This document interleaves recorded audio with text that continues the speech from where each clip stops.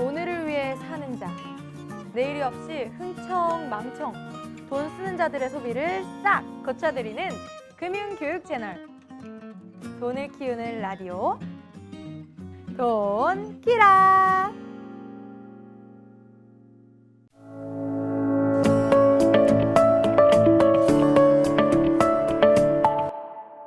안녕하세요. 여러분들과 금융 이야기를 할 돈키 언니예요. 돈키라는 여러분들의 사연을 통해 똑똑한 금융생활 노하우를 하나씩 쉽게 이해시켜 드릴 거예요. 사연자분의 사연을 냉철하게 평가한 후 여러분들의 빛나는 내일을 위해 제가 가진 노하우를 아낌없이 방출해 드릴게요. 그럼 오늘의 사연을 만나볼게요.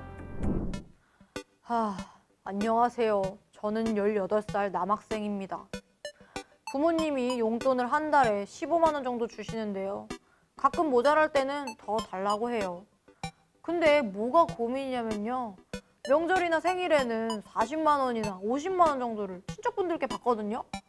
엄마가 이 돈을 자꾸 저금하라고 시도 때도 없이 잔소리해요.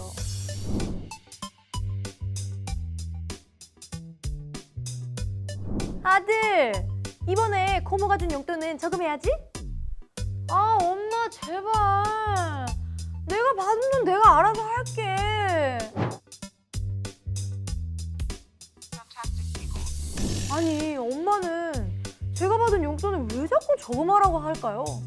간만에 들어온 큰돈에 그동안 갖고 싶은 것도 사고 하고 싶은 일도 좀 하면서 편하게 쓰고 싶은데 늘 저금하라고 눈만 마주치면 잔소리세요. 요즘 세상에 티끌 모아 티끌인데 그 돈 모아서 달라질 게 있나요? 여러분, 저 돈키 언니도 이런 고민 많았어요.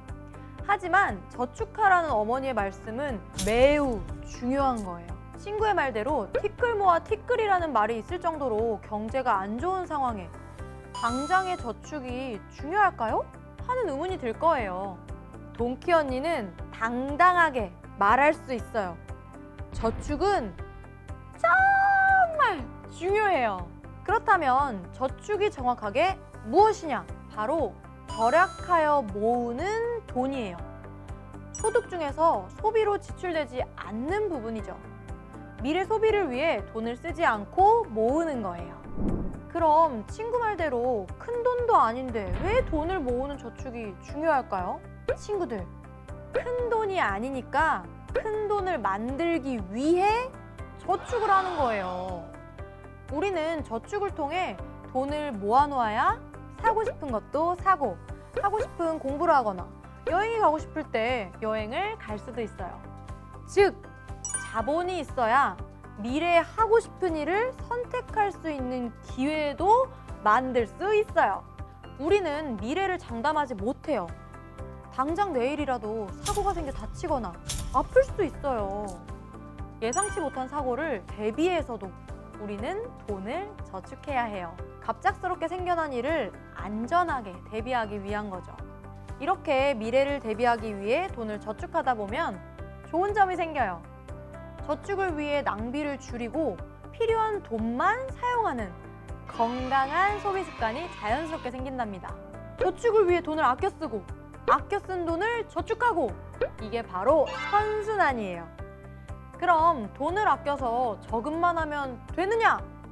노. 여러분, 저축에도 종류가 있어요. 본인의 상황에 맞게 똑똑하게 저금해야 해요. 어떤 게 똑똑한 저축인지 돈키 언니가 차근차근 설명해 줄게요. 친구들 혹시 예금과 적금의 차이를 정확하게 알고 있나요? 예금은 목돈을 예치해 두었다가 만기일에 원금과 이자를 찾는 상품이고, 적금은 매달 일정 금액을 넣고 만기일에 원금과 이자를 찾는 상품이에요. 좀 더 상세히 알려줄게요. 먼저 예금이에요. 예금에는 보통 예금과 정기 예금이 있어요. 우리가 흔히 알고 있는 필요할 때마다 돈을 넣고 빼고 할 수 있는 것이 보통 예금이에요.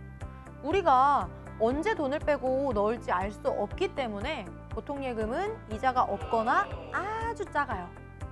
반면에 정기예금은 목돈을 한꺼번에 맡기고 정해진 기간이 지난 다음에 약속한 이자와 함께 돈을 찾을 수 있어서 오래 맡길수록 높은 이자를 받을 수 있어요. 목돈이 있다면 정기예금을 하는 게 더 똑똑한 방법이겠죠? 정기예금을 할 수 있도록 목돈을 만드는 방법이 바로 적금이에요. 적금에는 매달 일정한 돈을 정해진 기간 동안 저금한 뒤 약속한 이자를 받는 정기적금과 정해진 기간 동안 자유롭게 돈을 넣은 뒤 약속한 이자를 받는 자유적금이 있어요. 그렇기 때문에 적금은 본인의 예산에 맞춰 정하는 게 좋아요. 자, 이제 그럼 금리, 즉 이자에 대해 알아봐야 해요. 금리는 이자를 비율로 표시한 것으로 이자를 지급하는 방식은 크게 두 가지가 있어요. 단리와 복리가 그것이에요. 먼저 단리란 원금에 대해서만 약정한 이율을 적용하여 이자를 계산하는 방식이에요. 단순하게 이자를 지급하는 방식이라고 생각하시면 단리가 쉬울 거예요. 즉, 이자에 대한 이자는 발생하지 않는 거예요. 그렇다면 복리는 복잡하게 주는 이자일까요? 여러분, 복리는 원금과 이자 모두에 이자가 발생하는 방식이에요. 즉, 중복된다는 뜻의 복자를 써서 중복해서 이자를 지급하는 방식이라고 이해하시면 돼요. 친구들, 이해가 좀 됐나요? 좀 더 쉽게 예를 들어볼까요? 동키 언니가 돈을 열심히 모아서 100만 원을 들고 은행에 갔어요. 그리고 연 10%의 이자율로 10년 동안 단리로 저축을 한다면 100만 원에 10%의 이자가 10년 동안 쌓이는 거예요. 반면에 연 10%의 이자율로 10년 동안 복리로 저축을 한다면 1년이 지날 때마다 이자만큼 원금이 증액되는 거예요. 복리는 기간이 길어질수록 단리와의 큰 차이를 나타내게 돼요. 그러니 우리가 재테크를 하거나 장기적으로 투자를 한다고 생각하면 복리가 훨씬 이득이겠죠? 친구들, 오늘도 동키 언니와 함께 똑소리 나주셨나요? 용도와 기간에 따라 어떻게 돈을 저축하는지에 대해 잘 기억하고 있으면 더 현명하게 미래를 준비할 수 있답니다. 우리 친구들 모두가 부자가 되는 그날까지 동키 언니는 여러분을 응원해요.